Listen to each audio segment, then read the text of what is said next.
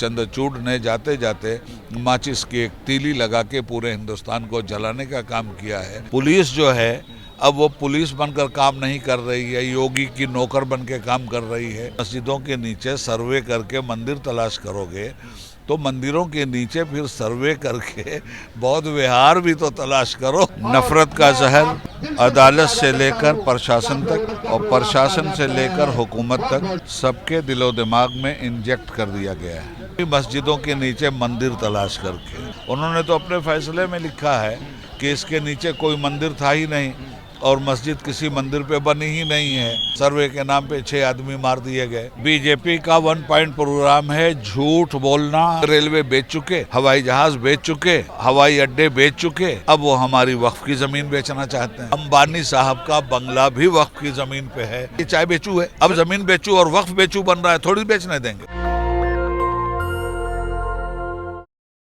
नमस्कार, आप देख रहे हैं नेशनल दस्तक और हम हैं अभी जंतर मंतर पे। और जंतर मंतर पे एक बहुत बड़ा विरोध प्रदर्शन चल रहा है। जिस तरह से वक्फ संशोधन बिल आया है और पूजा स्थल कानून को लेकर एक यहाँ एक विरोध प्रदर्शन चल रहा है। हमारे साथ बातचीत करने के लिए मौजूद है all India personal law board के ओबिदुल्ला आजम साहब, जो कि एक्स पार्लियामेंट मेंबर भी हैं। सर, क्या कहना चाहेंगे? जिस प्रकार से पूजा स्थल कानून पहले से बना हुआ था, उसके बाद भी सर्वे को लेकर याचिका स्वीकार कर ली गई और सब कुछ बहुत ही फौरी कार्रवाई, उस पर क्या कहना चाहेंगे? हर जगह नफरत फैलाने वाली बीजेपी हुकूमत के कारिंदे बैठे हुए हैं। नफरत का जहर अदालत से लेकर प्रशासन तक और प्रशासन से लेकर हुकूमत तक सबके दिलो दिमाग में इंजेक्ट कर दिया गया है। इसलिए ये लोग हर वो काम करेंगे। इन्हें सिर्फ मुसलमान से नफरत नहीं है, इन्हें बाबा साहब भीमराव अंबेडकर के संविधान से नफरत है। उस संविधान पर अगर ये ईमानदारी से अमल करते या कोई भी करता तो हिंदुस्तान के हिंदू, मुस्लिम, सिख, ईसाई किसी को कोई प्रॉब्लम ही नहीं होती। जब जब संविधान के साथ छेड़छाड़ होगी तो कोई न कोई वर्ग जरूर उसकी चपेट में आएगा। इस वक्त ये लोग संविधान के साथ छेड़छाड़ करके मुसलमानों को निशाना बनाए हुए हैं। कभी वक्फ तरमीमी एक्ट लाकर और कभी मस्जिदों के नीचे मंदिर तलाश करके। आपके बकौल जब ये धर्म स्थल का एक कानून बन गया था तो किसी को भी 1947 के बाद छेड़ा नहीं जाएगा विदाउट बाबरी मस्जिद। हालांकि हम उस बात को भी सही तस्लीम नहीं करते, इसलिए कि वक्त ने साबित कर दिया और ख़ुद सुप्रीम कोर्ट की जिस फुल बेंच ने बाबरी मस्जिद की हमारी ज़मीन उठाकर अखाड़ा वालों को दे दी, उन्होंने तो अपने फैसले में लिखा है कि इसके नीचे कोई मंदिर था ही नहीं और मस्जिद किसी मंदिर पे बनी ही नहीं है। तो जब मस्जिद किसी मंदिर पे बनी नहीं और वो मस्जिद थी और हमारे साथ इतना बड़ा जुल्म किया गया कि आस्था के नाम पर हमारी मस्जिद और हमारी मस्जिद की सारी ज़मीन दे दी गई अखाड़े को, हम मुल्क के एहतराम के मामले में इस फैसले से दुखी होने के बावजूद हमने कोई प्रदर्शन नहीं किया।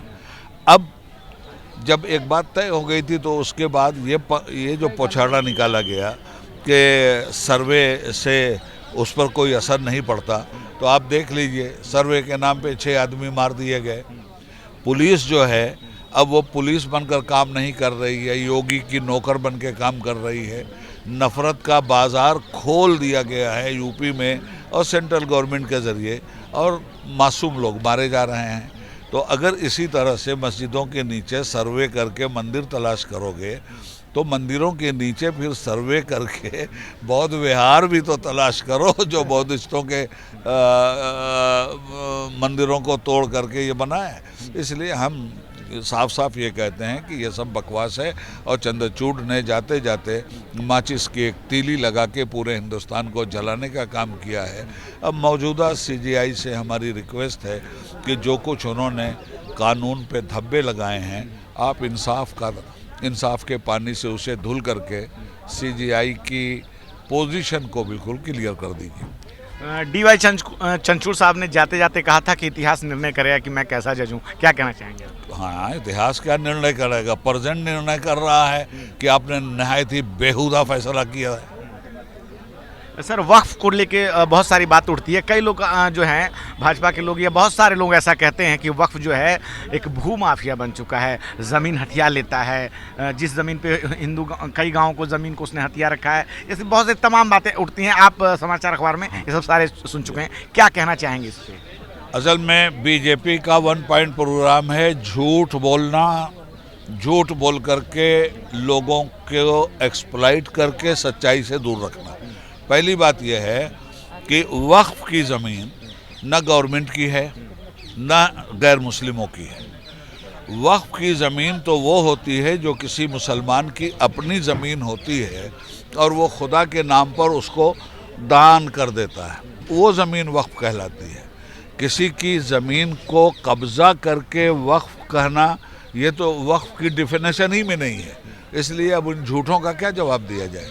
वक्फ की ज़मीन मुसलमान देता है खुदा के नाम पर, अपनी ज़मीन देता है। रेलवे के पास जो ज़मीन है वो सरकार की ज़मीन है, आर्मी के पास जो ज़मीन है वो सरकार की ज़मीन है, मगर वक्फ की ज़मीन सरकार की ज़मीन नहीं है, मुसलमान की वक्फ की हुई अपनी ज़मीन है, जिसके साथ ये खिलवाड़ कर रहे हैं। रेलवे बेच चुके, हवाई जहाज़ बेच चुके, हवाई अड्डे बेच चुके, अब वो हमारी वक्फ की ज़मीन बेचना चाहते हैं।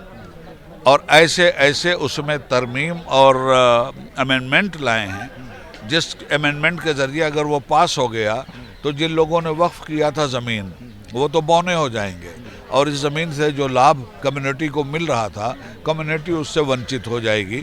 इसलिए हम लोग इसका विरोध करते हैं और 2013 तक वक्फ जिस पोजीशन में था उसी पोजीशन की डिमांड करते हैं। वक्फ के जो समर्थक हैं वो कहते हैं कि सरकारी ज़मीन जो है, कई सरकारी जो कार्यालय हैं वो वक्फ की ज़मीन पे चल रहे हैं, उस पर क्या कहना चाहेंगे? 100% सरकारी कार्यालय वक्फ की ज़मीन पर हैं। सेंट्रल गवर्नमेंट की भी 5 स्टार होटल भी वक्फ की ज़मीन पर है और अंबानी साहब का बंगला भी वक्फ की ज़मीन पे है। तो जो बात है वो तो कही जाएगी। हाँ, मोदी कह रहा था मैं चाय बेचने वाला हूँ, तो हम ये थोड़ी कहेंगे कि हवाई जहाज़ चलाने वाला है। हमने तो जो सुना है वही ना कहेंगे कि ये चाय बेचू है। अब ज़मीन बेचू और वक्फ बेचू बन रहा है, थोड़ी बेचने देंगे। लेकिन वो तो कहते हैं कि हम जो ये बिल ला रहे हैं तो ये मुस्लिम समाज के लिए अच्छा है, उनकी भलाई के लिए ला रहे हैं, उसमें महिलाओं को शामिल कर रहे हैं, ताकत प्रदान कर रहे हैं। जी नहीं, अगर ये भलाई के लिए होता तो अगर ये भलाई के लिए होता तो हम इसका विरोध क्यों करते? हमारी भलाई करो और हम ही विरोध करें, ये क्या बात हुई? सर, योगी जी कह रहे हैं कि एक है तो सेफ है, इसमें क्या गलत है, क्या कहना चाहेंगे? योगी ये नहीं कह रहे हैं कि एक है कि सेफ है। हाँ। योगी ये कह रहे हैं बटोगे तो कटोगे। ये कहाँ से सुन लिया आपने कि योगी कह रहे हैं एक है तो सेफ है? बटोगे कटोगे अभी नारा था, उसके बाद उन्होंने एक है तो सेफ है ये भी चला। एक है तो सेफ है ये राहुल गांधी का नारा है। अगर योगी ने चुरा लिया हो तो हम नहीं कह सकते।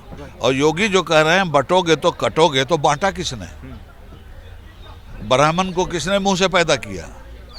छतरी को किसने बाहों से पैदा किया? वैश्य को किसने पेट से पैदा किया? दलित को शूद्र कह के किसने पैर से पैदा किया? बांटा तुमने और बेवकूफ बना रहे हो उन लोगों को जिनको बांट के तुमने शूद्र बना दिया। बटोगे तो कटोगे, तो बांटा तो तुमने है।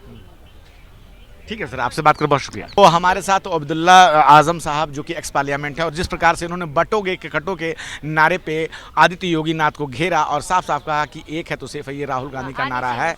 और क्या है आपकी राय इस बातचीत पे? आप अपनी राय हमें जरूर बताएं। मैं रंजय कुमार, कैमरामैन आशीष के साथ, नेशनल दस्तक। धन्यवाद। नेशनल दस्तक की आपसे गुजारिश है कि अगर इसको बचाना चाहते हैं तो नेशनल दस्तक को सब्सक्राइब करने के लिए रेड कलर के सब्सक्राइब बटन को दबाएं, फिर बेल आइकन की घंटी दबाएं। नेशनल दस्तक को बचाने के लिए बहुत जरूरी है कि हर खबर को शेयर करें, लाइक करें, कमेंट जरूर करें।